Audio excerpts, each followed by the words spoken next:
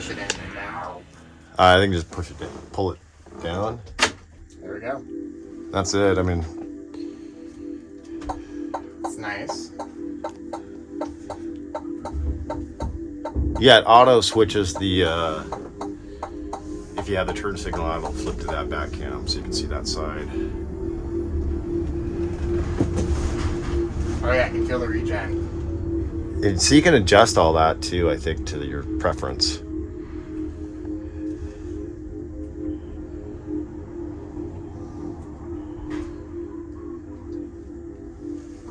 I'm just gonna go straight across. Special delivery.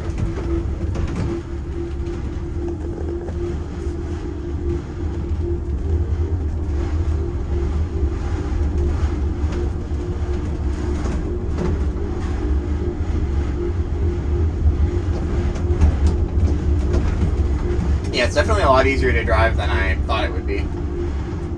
Yes, the misconception oftentimes that you see this intimidating larger box and you're like, huh. Then you get behind the wheel and it's fun.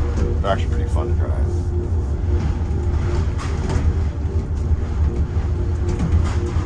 It's got better visibility than a lot of crossovers. I'm hoping this isn't a dead end.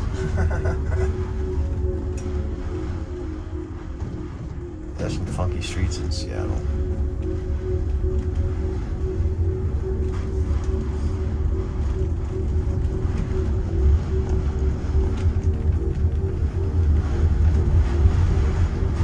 Oh, it is a cul-de-sac. Oh, that's alright. Should be easy to turn.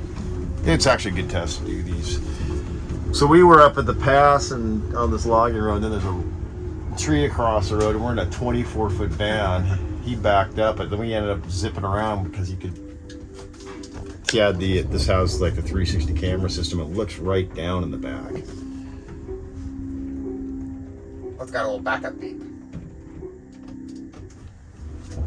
Yeah, his dog's whooped behind the van, and it beeped and has haptics in the seat. It's Wow. pretty interesting for safety. That's really neat. Kids running out behind your car. Yeah. There's a mild blind spot with these front pillars. It's really, I wouldn't maybe, it's probably not even a blind spot though, because you got these side windows here too. Yeah, they're kind of weird. Like it's an interesting design with double pillars. Yeah, I think it definitely helps the visibility. It's also nice that you have a bit more of a crumple zone up here, just safety-wise. It feels very. Yeah, a lot of those other vans are like sitting on the motor.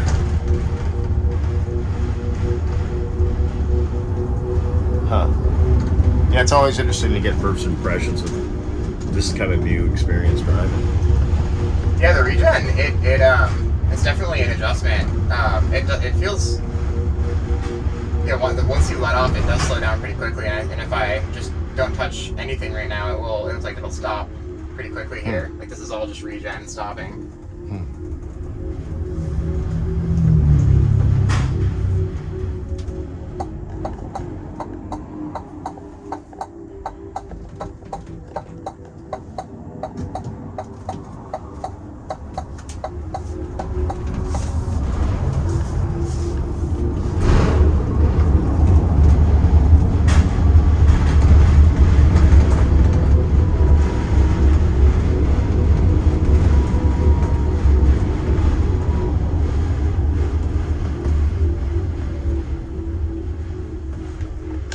Wow, we're really above everything. Yeah, that's the jump seat's super low, but when you're like you got full bird's eye view, that's the first thing I noticed. Like if you're out in the mountain roads, it's a killer view plane. Yeah, I think on like a super narrow road, I might feel a little bit. Well, the thing is though, I'm imagining like a narrow mountain road with like a cliff on one side. I would maybe engage one of those cameras just to give peace of mind, you know? Like, Oh yeah. And I suppose if you drove this thing all over the place, you'd eventually understand its proportions really well, just like with any vehicle. Yeah. It's wider than a normal car. Yeah, so that would limit you a bit. But this is definitely, this is never going to be a rock crawler. But it's, I mean, most campsites, even in Forest Service roads, don't really require that much clearance. Yeah. suppose, you know, a lot of forest roads are deteriorating over time and they don't maintain, but so your options become more limited. But yeah, I mean, I'm imagining a couple inch lift on this thing would allow you to get over, you know, at least like roots and like some smaller rocks that you'd find on most roads. Yeah, it's interesting. She's got a flat bottom. I ripped my exhaust off on the last trip. But I just put KO2 racing tires on my stock wheels and it just like changed the whole vibe. These are all-wheel drive, adaptive all-wheel drive, and it's interesting, there's no gearbox. It's one motor per wheel. So people are like, does it have a locker? I go, well, you don't need a locker because it's independent four-wheel drive. But there's always testing that needs to take place to really see how they perform. And it's like literally you can put a board there and put a sleeping bag across the front. Oh yeah. Man, it was wide enough. Yeah, if you want to sleep the whole crew.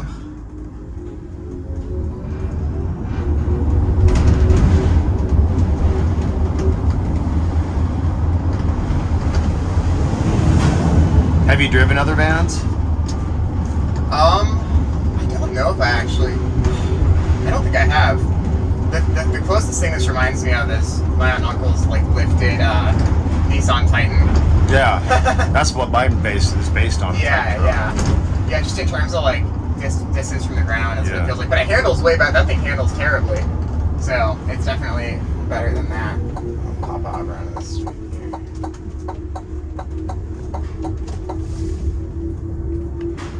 So 9 foot, I read this is 9 feet tall. So you're gonna be limited. You're gonna avoid some parking garages probably, but yeah, that's one thing you get used to. I smacked the forehead on my van the first day. But what's cool with these is you like my van sizes, you can get in a regular parking spot, and they don't charge you extra for ferries and stuff like that. Everyone's gonna think we're delivering their packages. Oh, that's great. I'll probably hand it back over to you here, but it was really enjoyable. Nice to drive. I was intimidated just by its size, but I would say, it feels just like driving a big SUV or a bigger truck, but in some ways easier because again, like the turning cameras really help with that. And this is the 400, so it doesn't feel like driving a limo or anything. The last video, you had the 600, which seems a little harder to maneuver, especially on a Forest Service road, but you still made it work, so. Yeah, interesting. So we wanted to invite Jack down for the first test rip and just get impressions without any, just get the first impressions, right? It's a pretty interesting platform that we're kind of entering the electric age of vehicles. Yeah, I've been dreaming for years now. Part of the reason I haven't bought a van is because I've been like, one of these years there's going to be just like a dope electric van platform that's going to come out.